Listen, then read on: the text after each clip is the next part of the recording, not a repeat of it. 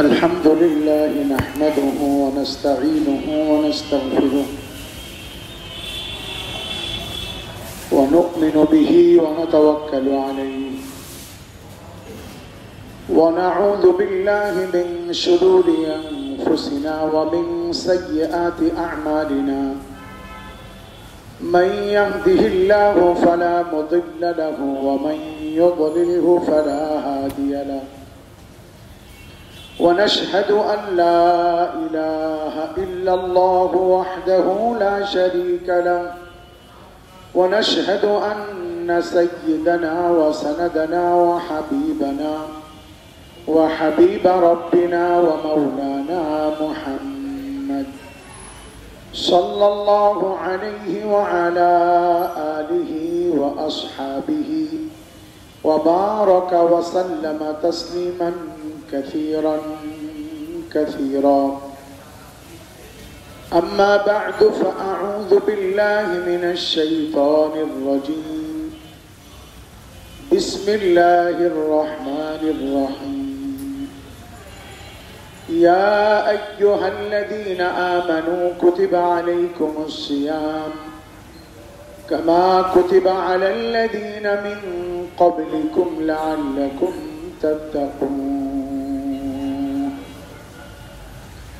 وقال رسول الله صلى الله عليه وسلم إن لله تعالى عتقاء في كل يوم وليلة يعني في رمضان وإن لكل مسلم في كل يوم دعوة مستجابة وقال عليه الصلاة والسلام الصوم جنة ما لم يخرقها وقال عليه الصلاة والسلام في حديث القدسي كل عمل ابن آدم يضاعف الحسنة بعشر أمثالها إلى 700 ضعف إلا الصوم فإنه لي وأنا أجزي به أو أجزى به أو كما قال رسول الله صلى الله عليه وسلم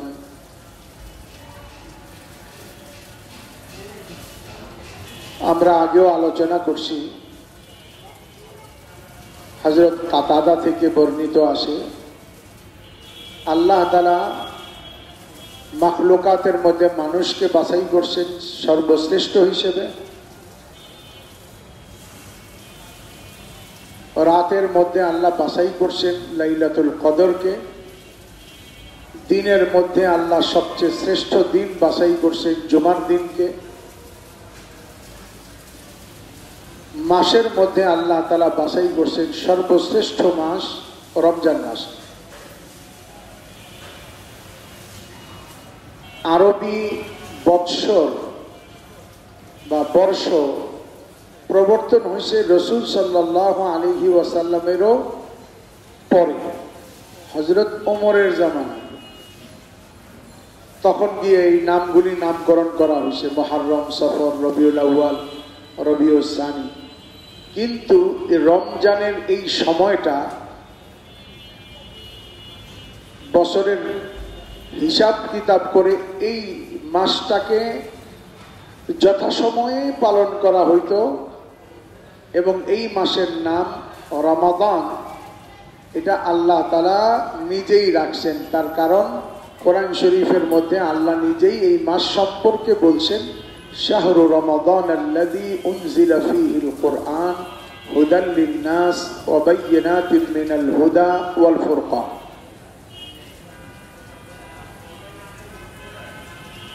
তাহলে রমজান মাস আল্লাহর নামে আল্লাহর নিজস্ব পক্ষ থেকে নামকরণ করা এ মাসের ফজিলত সম্পর্কে আমরা গত সপ্তাহে আরো আলোচনা করছি হযরত সালমান ফারসি রাদিয়াল্লাহু তাআলা আনহু থেকে এক রওয়ায়াত আছে যে রওয়ায়াতের মধ্যে আসছে আংশিক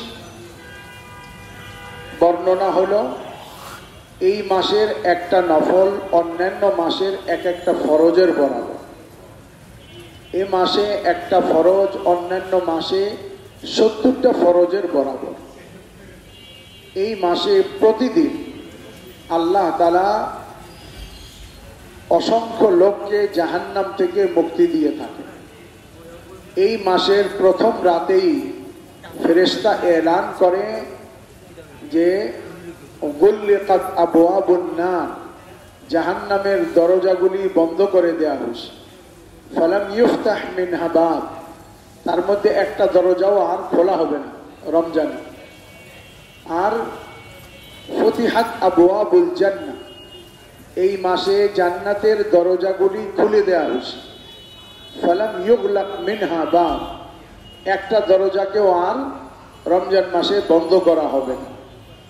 এই মাসে হাদিসের মধ্যে আসছে রাসূলুল্লাহ সাল্লাল্লাহু আলাইহি ওয়াসাল্লাম ইরশাদ ফরমান, লিকুল্লি মুসলিম, প্রতিটা মুসলমানের, ফি কুল্লি ইয়াউমিন ওয়া লাইলাতিন ইয়ানি ফি রমাদান, প্রত্যেক সকাল দিন আর রাত অর্থাৎ রমজান মাসে প্রতিদিন প্রত্যেক মুসলমানের দাওয়াতাম মুস্তাজাবা, একটা দোয়া তো নিশ্চিত রূপে কবুল হবেই হবে। 3 ব্যক্তির দোয়াকে আল্লাহ তাআলা রদ করেন না বা ফিরাইয়ে দেন না। তার মধ্যে একজন হলো রোজাদার, যে ইফতারের সময় দোয়া করে। আর একজন হলো ইনসাফগার বাদশাহ, যে ইনসাফের সাথে রাজত্ব চালায়, তার দোয়াকে আল্লাহ তাআলা ফিরাইয়ে দেন। আর 3 নম্বর হলো মজলুম, যার উপরে জুলুম করা হয়, অত্যাচারিত নিপীড়িত ব্যক্তির দোয়া আল্লাহ তাআলা কবুল করেন। তাদের দোয়ার মধ্যে আর আল্লাহ তাআলার কবুল করার মধ্যে কোনো পর্দা থাকে না। হিকমতের কারণে আল্লাহ তাৎক্ষণিক কবুল করতে পারেন অথবা কিছুটা বিলম্ব হইতে পারে, কিন্তু দোয়া কবুল হওয়ার মধ্যে কোনো সন্দেহ নেই।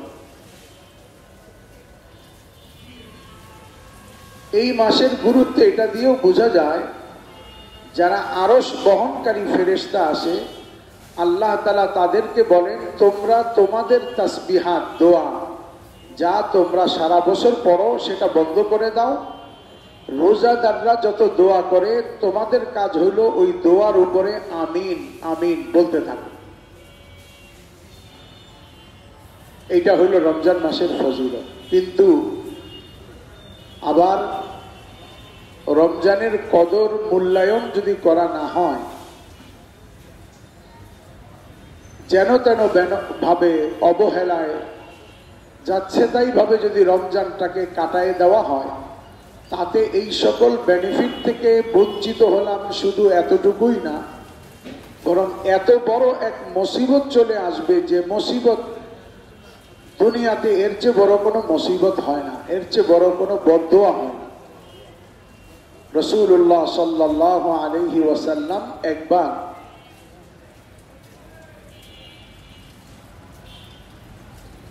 মিম্বরে এই যে প্রথম সিঁড়িতে পা রাখলেন,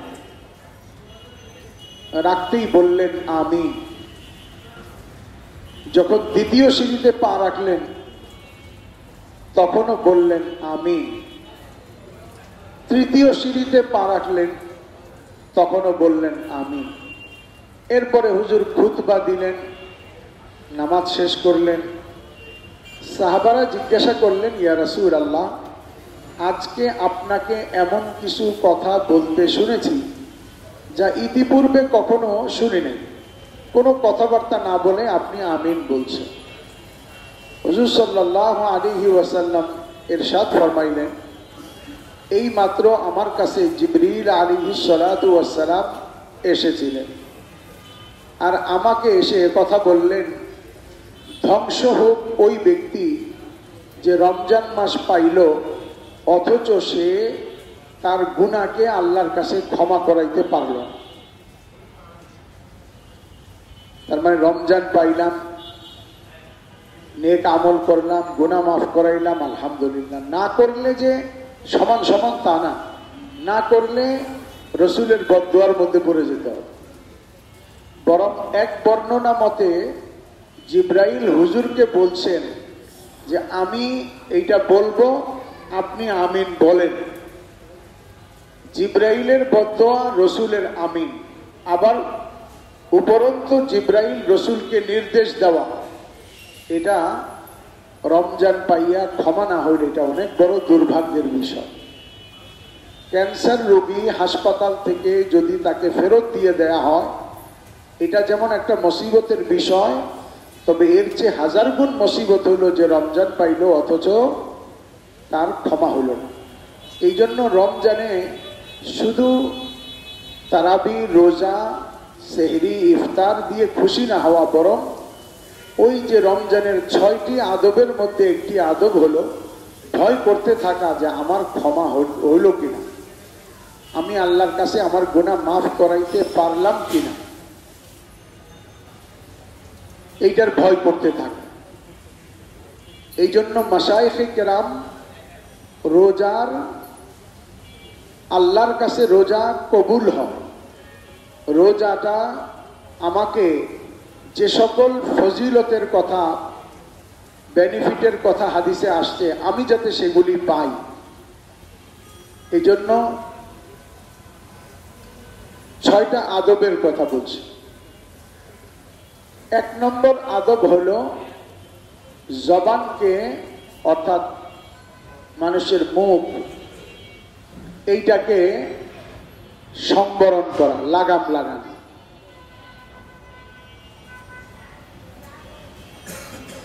যাচ্ছে তাই যা মন চায় কথা বলে না ফেলা।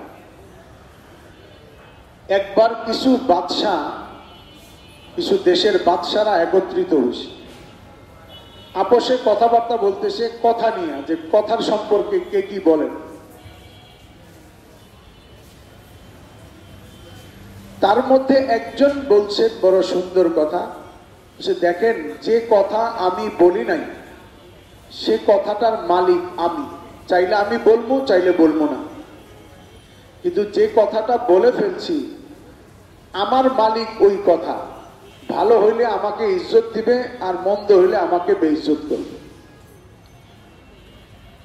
আর একজন বলছেন আরো সুন্দর কথা, বলছেন আমি জীবনে কোনো কথা না বলে এতটা পস্তাই নাই, আফসোস করি নাই, ইস কথাটা বললাম না কেন, এইটার সংখ্যা খুব কম, তবে জীবনে অনেক বেশি পস্তাইছি, আফসোস করছি যে এই কথাটা বললাম কেন, বলতে গেছিলাম কেন।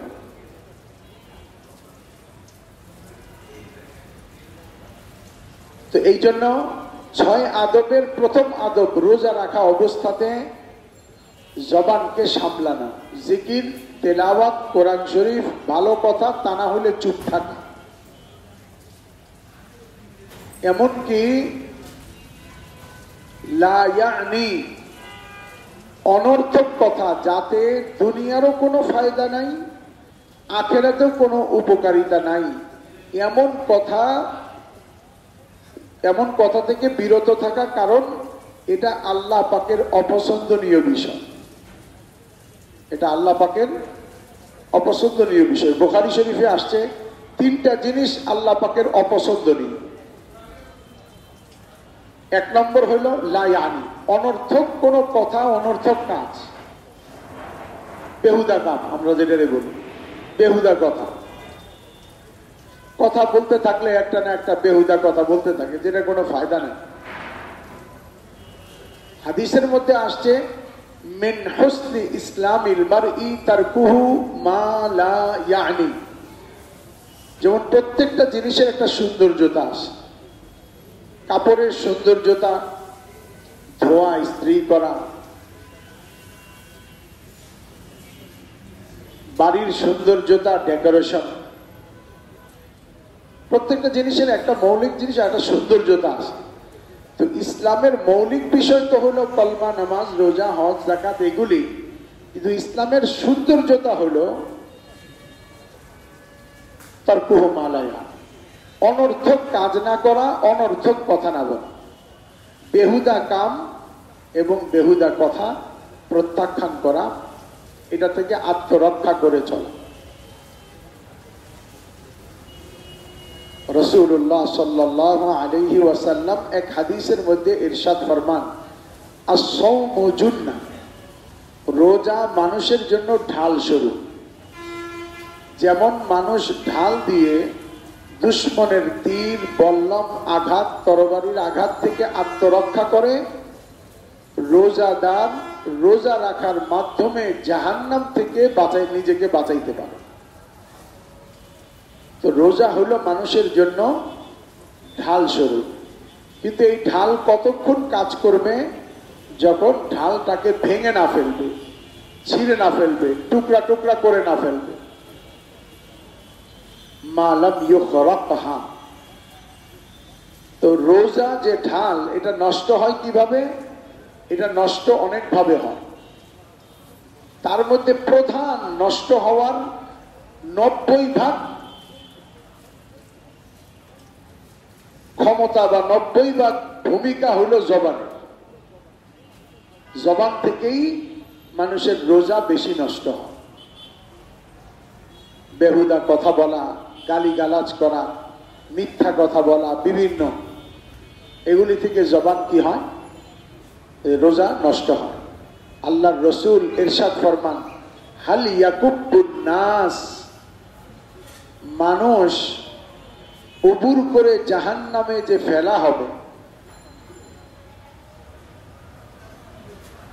মানুষকে যে উবুর করে জাহান্নামের মধ্যে ফেলা হবে, তার মৌলিক কারণ হলো ইল্লা হাসাইদু আলসিনাতিহিম, যে তাদের মুখের কামাইয়ের কারণে। উবুর করে জাহান্নামে ফেলানোর যতগুলি বিষয়াদি আছে তার মধ্যে প্রধান কামাই হইল জবানের। এই জন্য হযরত মুআয ইবনে জাবাল রাদিয়াল্লাহু তাআলা আনহু, হুজুর সাল্লাল্লাহু আলাইহি ওয়াসাল্লাম মুআযকে বিদায় দেওয়ার প্রাককালে ঈমানের বিষয়, ইসলামের বিষয়, জিহাদের বিষয়, অনেক বিষয় নসিহত করছেন। কারণ হযরত মুআয বলছিলেন, ইয়া রাসূলুল্লাহ, আমাকে এমন আমলের কথা বলে দেন, ইউদখিলুনিল জান্নাহ, যে আমল আমাকে জান্নাতে প্রবেশ করাইবে। হুজুর তখন বললেন, সাআলতা আন আমরিন আযীম, তুমি অনেক বড় একটা প্রশ্ন করছো। এরপরে হুজুর ঈমানের কথা বলছেন, ইসলামের কথা বলছেন, উটের গুজ্জের মতো উজ্জ্বলরা জেরুয়াত সেনামিহি, জিহাদ ফি সাবিলিল্লাহর কথা বলছেন। সব বলার পরে বলছেন, মুআয, আমি কি তোমাকে এই সব কাজের সারাংশ, লুব্বে লুবাব, মোলাক্খাস, খোলাসা বলে দিব? অবশ্যই বলে দিন। সারাংশ হলো তুমি এইটাকে ঠিক রাখলে বাকিগুলা ঠিক থাকবে। তখন হুজুর তার জিহ্বাকে বের করে এই 2 আঙ্গুল দিয়ে এইভাবে ধরে বললেন, আলাইকা, তোমার উপরে অত্যাবশ্যক হইল, লাজিম হইল, আমসিক হাদা, এইটাকে ইয়াকুফু হাদা, কুফা হাদা, এইটাকে তুমি আটকায় রেখো।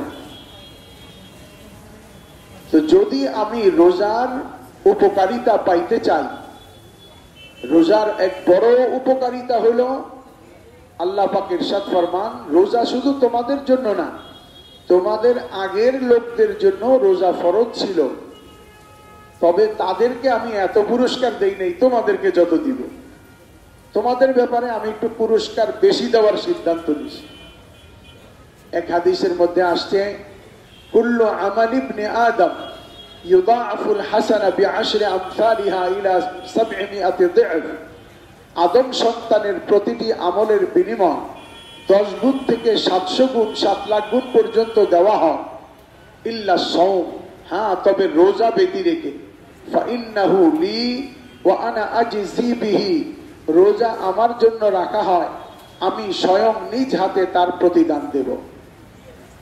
কোন কোন মুহাদ্দিসিনরা বলেন, আগের দিনে জের জবর পেশ তো ছিল না, গ্রামার জেনে পড়তে হইতো। তো এটাকে 2 ভাবে পড়া যায়। আজ জিবিহি, তাহলে অর্থ হবে আমি প্রতিদান দিব। আর এক ভাবে পড়া যায় উজজা বিহি, অর্থাৎ আমি নিজেই রোজার প্রতিদান হয়ে যাব। অর্থাৎ যে রোজা রাখবে, রোজাদারের রোজার প্রতিদান হলো আমি রোজাদারকে আমি আমাকে রোজাদারকে দিয়ে দিব। রোজাদার আমার মালিক হয়ে যাবে। অর্থাৎ মালিক হওয়ার অর্থ হলো রোজাদার যা চাবে তাই পাবে। আমার ক্ষমতায় যা যা আছে ওই সব কিছু রোজাদারের হয়ে যাবে।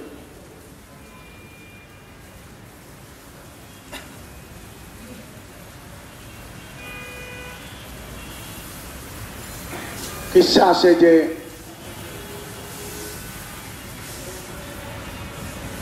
বাদশাহ মাহমুদ গজনবী তার এক ভৃত্য আয়াজকে অনেক বেশি ভালোবাসে।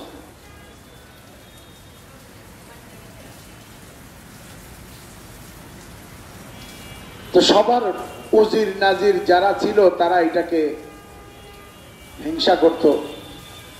এটা কেমন কথা, একটা ছেলে গোলাম, এরা এত বেশি মহব্বত করে বাদশাহ।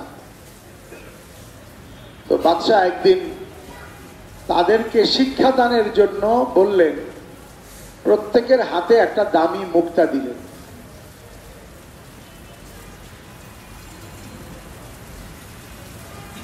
দিয়ে প্রত্যেককে বললেন যে হাতুড়ি দিলেন একটা, যে বাড়ি মেরে ভাঙো। তো বলার সাথে সাথে আয়াজ মুক্তাটাকে ভেঙে ফেলছে, কিন্তু বাকি উজির নাজির বাদশাহ মিনিস্টার মন্ত্রী সব দাঁড়ায় রয়েছে, ভাঙে নাই। কি ব্যাপার, তোমরা ভাঙলা না? বাদশাহ বলার পরে তারা বলতেছে, বাদশাহ এটা অনেক দামি হীরক খণ্ড, আপনি বলছেন তবুও খারাপ লাগতেছে, আপনার জিনিসই তো নষ্ট হবে, এই জন্য ভাঙি নাই। আর তারা সবাই বলতেছে আয়াজ কেমন বেকু বোকা, বলছে আর ভাঙিয়ে ফেলছে এত দামি জিনিসটা। বাদশাহ আয়াজকে জিজ্ঞাসা করছে, তুমি কেন ভাঙছো?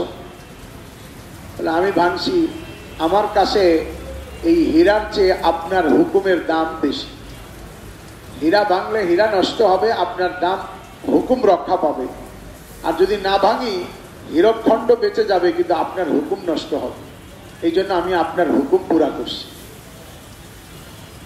দ্বিতীয় একটা ঘটনা ঘটছে, বাদশাহ তার দরবারের মধ্যে দামি দামি জিনিস রাইখা সবাইকে বলছে, যে যেই জিনিসে হাত লাগাইবা সেটা তার, এটা বোনাস দিব তোমাদেরকে। তো কেউ স্বর্ণের মধ্যে, কেউ হীরার মধ্যে, কেউ আলমারির মধ্যে, কেউ তরবারির মধ্যে, যার যেখানে হাত লাগাইছে সেটা তার। আয়াজ বাদশার পাশে দাঁড়াইয়া বাদশার হাতের উপরে হাতটা রাইখা দাঁড়াই রয়েছে। সবাই কয় যে এই যে বোকা, বাদশাহ এটারে ভালোবাসে, কিচ্ছু ধরে নাই। বাদশাহ জিজ্ঞাসা করলেন যে কি ব্যাপার, তুমি কোনো জিনিস নিলা না? তা আয়াজ বলছে যে ওনারা নিছে, তরবারি নিছে, স্বর্ণ নিছে, হীরা নিছে, যে যেটায় হাত রাখছে সেটা তার হয়ে গেছে। আপনি বলছেন যেটায় হাত রাখবে সেটা তার, আমি আপনার উপরে হাত রাখছি যাতে করে আপনি আমার হয়ে যান। আর যদি আপনি আমার হন তাহলে গোটা রাজত্বই তো আমার। তখন বাদশাহ তাদেরকে বুঝাইছে, আয়াজকে ভালোবাসি কেন এটা বুঝতে পারছো? তার এই বুদ্ধিমত্তার কারণ। তো ঠিক তেমনি ভাবে রোজাদারের জন্য কিয়ামতের দিন আল্লাহ তাআলা সুযোগ করে দিবেন যে রোজা রাখবে, আনা উজজা বিহি, আমি স্বয়ং তার হয়ে যাব। বাদশাহ যেমন আয়াজের হয়ে গেছে, আমি রোজাদারের হয়ে যাব। শর্ত হলো এই রোজাগুলি আদবের সাথে রাখা হয়। তো এক নম্বর আদব হলো জবানের হেফাজত। জবানের হেফাজতের ক্ষেত্রে কয়েকটা জিনিস। এক নম্বর হলো মিথ্যা না বলা, হাস্যরসিকতায়ও না বলা, প্রয়োজন হইলেও না বলা, কোনোভাবেই মিথ্যা না বলা, সত্য কথা বলা। হাদিসে আসছে ইমানদারের দ্বারা অনেক গুনাহ হইতে পারে, শয়তানের প্ররোচনায় পড়ে সে অনেক গুনাহ করতে পারে, তবে সত্যিকার মুমিন, প্রকৃত মুমিন মিথ্যা কথা বলে, মিথ্যা বলতে পারে।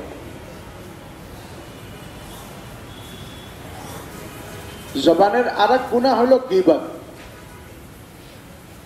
গীবত হলো আমাদের নিকটে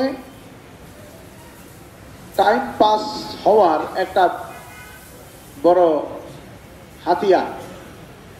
যেমন কেউ লুডো খেলে, কেউ দাবা খেলে। এখন অবশ্য এগুলা খেলে না, তার কারণ এগুলা খেলে সময় নষ্ট করে লাভ নাই, ততক্ষণ মোবাইলে থাকলে ভালো, এটা মনে করে। যার কারণে রোজা রাইখা যদি দেখে যে ইফতারের কতক্ষণ আছে, আধা ঘন্টা কিভাবে পার করব, তো মোবাইলে এমন মগ্ন হয়ে যায় যে যাতে আধা ঘন্টা কখন পার হয়েছে কইতে না পারে, অনুভব না হয়।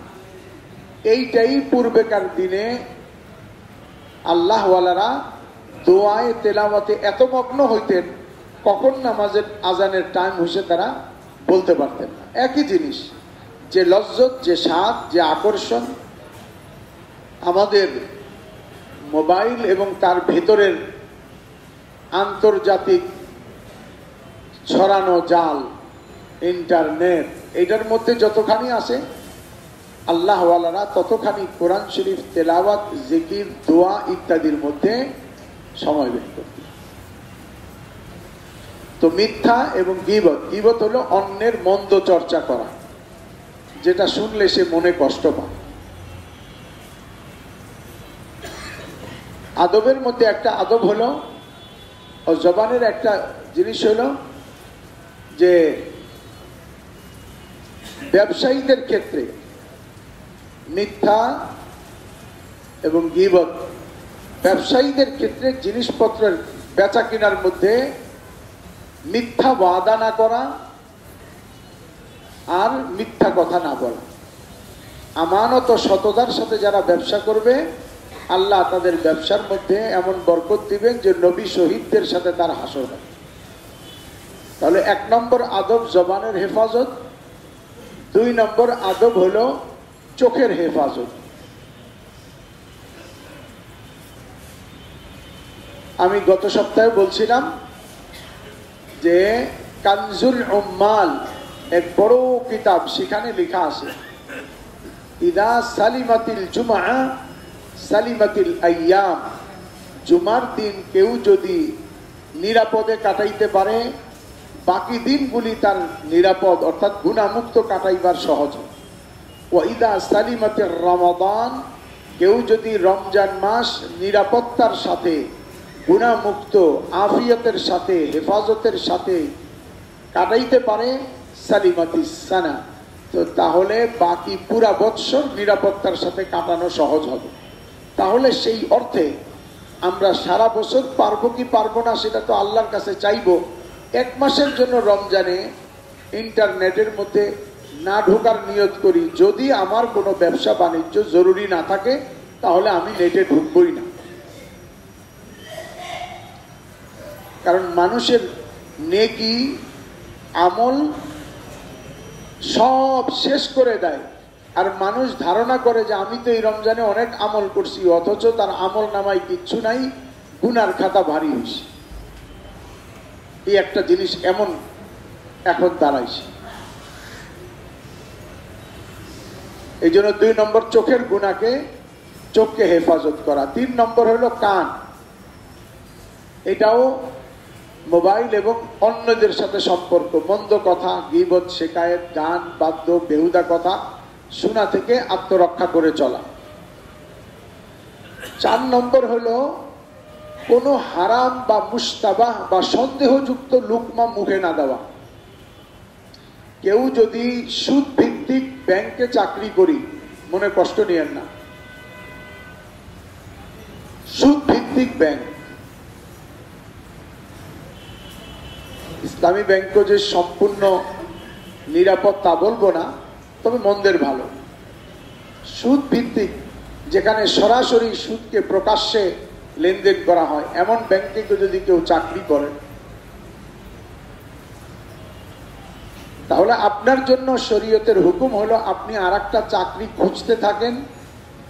এইভাবে খুঁজেন যতদিন, যেভাবে আপনার চাকরি না থাকলে আপনি চাকরি খুঁজতেন। আর ততদিন পর্যন্ত আপনি ব্যাংকের স্যালারি যেটা আসে এইটা সরাসরি বাজার খাবারে ব্যবহার না করে আপনি দোকান থেকে বাকি কিনে খান। তো বাকিতে জিনিস কিনবেন, এটা হালাল। পেটে যখন গেল অন্তত পক্ষে তখন হালাল খানা গেল, যদিও পরে পরিশোধ করবেন ওই টাকা দিয়েই, কিন্তু তাৎক্ষণিকভাবে আপনার পেটে হালাল খানা গেল। এইটার চেষ্টা করুন আর খুঁজতে থাকেন, কেননা রাসূলুল্লাহ সাল্লাল্লাহু আলাইহি ওয়াসাল্লাম সুদ দাতা, সুদ গ্রহীতা, সুদের সাক্ষীদান, সুদের তাহরির বা টাইপ যে করে, সুদের যে দলিল লেখে, যে সাক্ষী থাকে, এইরকম সুদ সংক্রান্ত যতজন আসে এদের সবার সম্পর্কে লানতের অভিশাপ দিছে এবং সবার কামাই হারাম বলছে। আমি সুদ খাইও নাই, নেইও নাই, দেইও নাই, আমি শুধু দুইজনের চুক্তিটা লিখে দিছি। এই লিখে দেওয়ার কারণে আপনাকে যে টাকা দিছে ওইটাও ওই সুদের মতোই হারাম, চুরি করা টাকার মতো হারাম, ডাকাতি করা টাকার মতো হারাম। আপনি কেউ ব্যাংকের থাকলে আমি আবারও বলবো, আপনি মনে কষ্ট নিয়েন না, বরং আপনার এখানে দিলের ভিতরে অনুভূতি জাগ্রত করেন, তাই না, আমার তো আখেরাত আছে, আমার এটা থেকে বের হওয়া দরকার, বের হওয়া দরকার। আমার উপরে রাগ করলে, কথায় কষ্ট পাইলে, আপনার মাসলা যদি সমাধান হইতো তাহলে একটা কথা, সমাধান তো হবে না।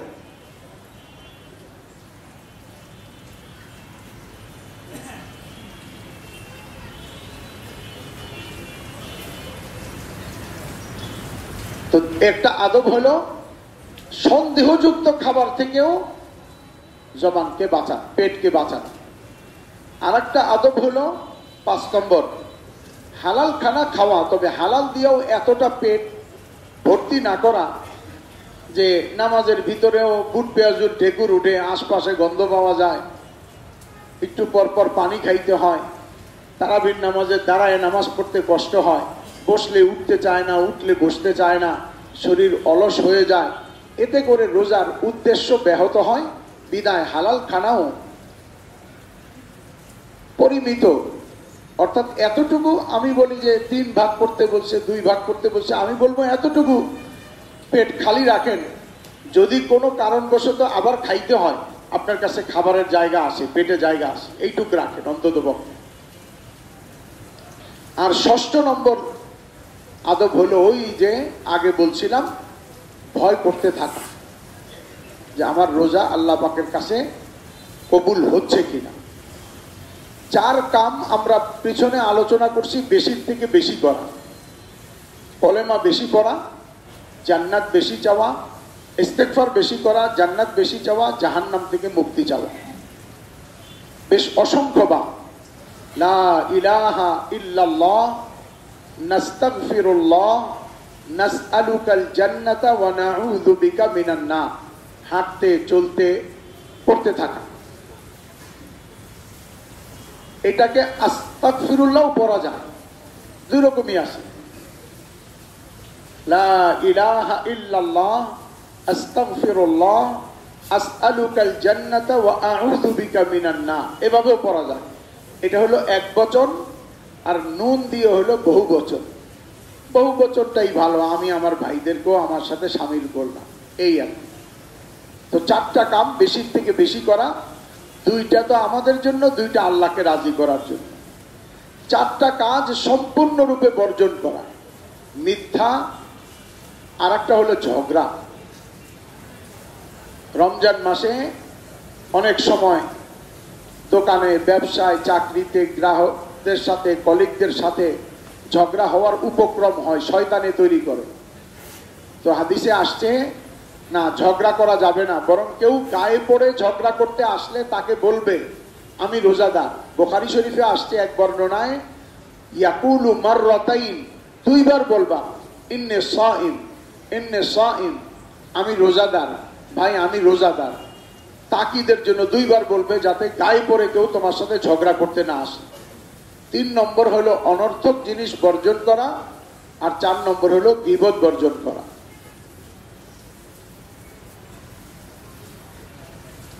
জবান রোজা নষ্ট করার ব্যাপারে যে সবচেয়ে বড় ভূমিকা রাখে, এটার কথা অনেক আমরা শুনছি। দুই দেশের ঝগড়া লাগাইতে পারে, দুইজনের মধ্যে মিল করাই দিতে পারে। দুইটা শব্দ, কথার মধ্যে তাসির এত বেশি। হযরত আলী রাদিয়াল্লাহু তাআলা আনহু বলেন, জারাহাতুস সিনান লাহাল ইলতিয়াম ওয়ালা ইয়ালতামু মা জারাহাল লিসান।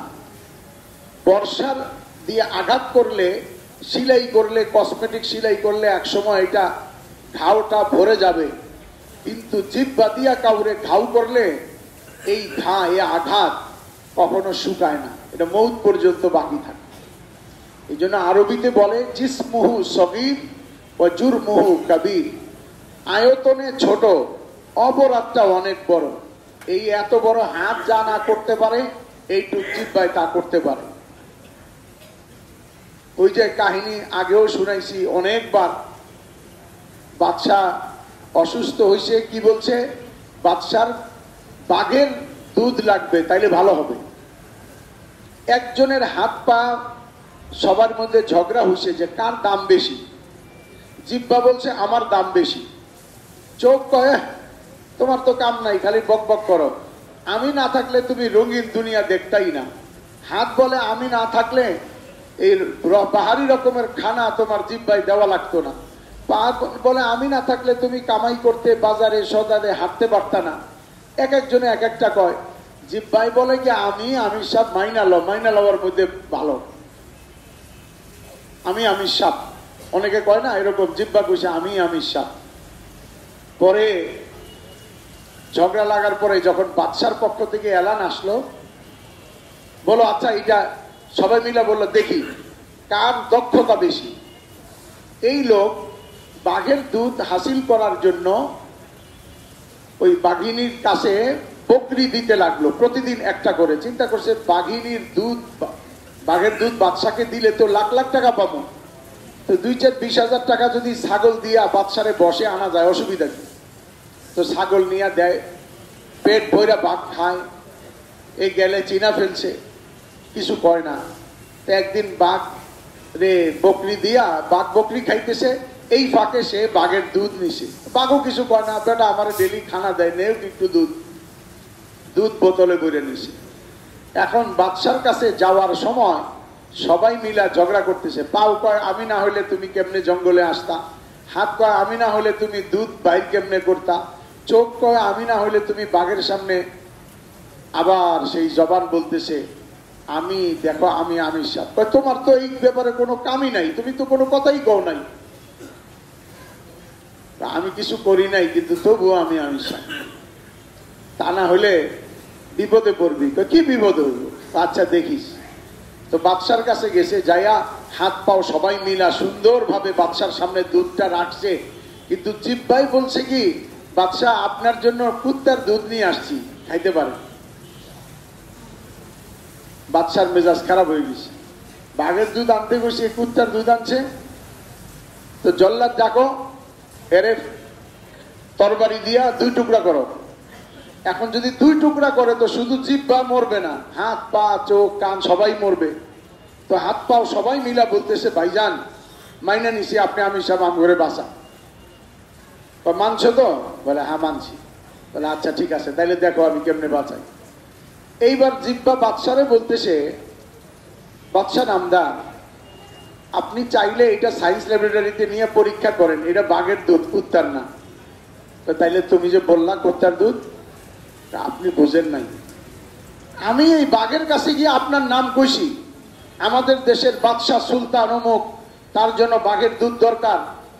এইটা বলার পরে ওই বাঘ শুইয়া এমন নরম হয়ে গেল আপনার প্রতাপ আর প্রভাবের সামনে।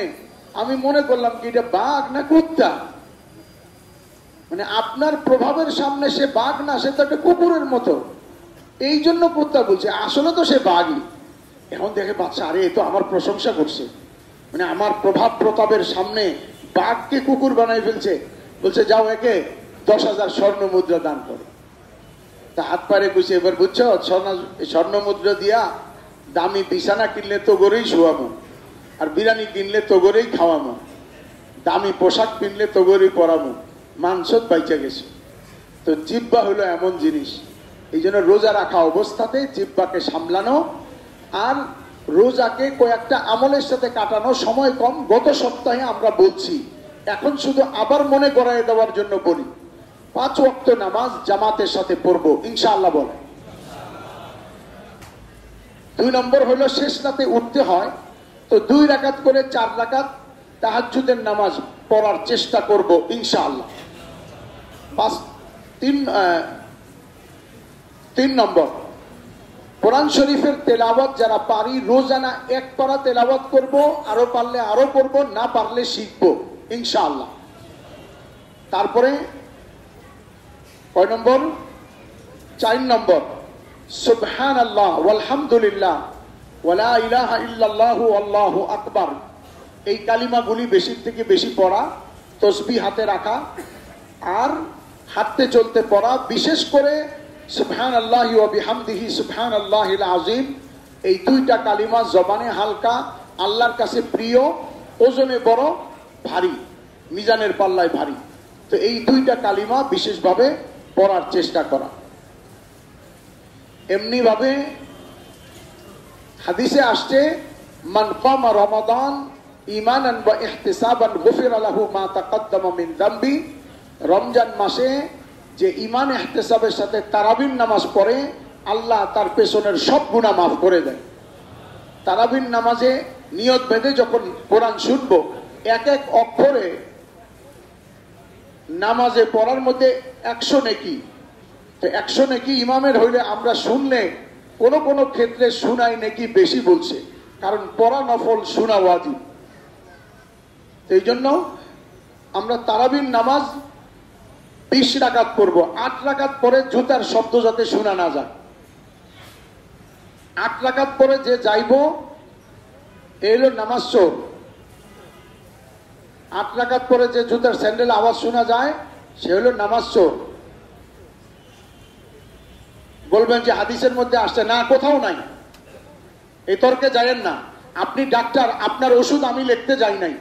আপনি উকিল, আপনার ওকালতি আমি করতে যাই নাই।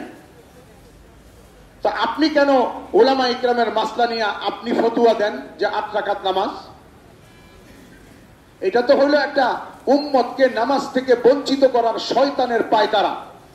যে হাদিসের মধ্যে আসছে, ওই হাদিসের মধ্যে আম্মা জান আয়েশা বলছেন, হুজুর রমজানে এবং রমজানের বাইরে 8 রাকাত পড়তেন রাতের নামাজ। আচ্ছা বলেন তো, রমজানের বাইরে কি তারাবির নামাজ আছে? তাইলে ওই নামাজটা কিসের নামাজ? তাহাজ্জুদের নামাজ। এইটারে আইনা 8 রাকাত। আর আমাকে তো সবচেয়ে ভালো লাগে কোনটা? যত বেশি আমল কমায় দেওয়া যায়। জাকাতের ব্যাপারে যে হুজুর কইতে পারে এইটা জাকাত লাগবে না, এই হুজুর আরে ভাই দারুণ মুফতি, অনেক ঠোস মুফতি, কারণ আমার জাকাত লাগবে না কইছে।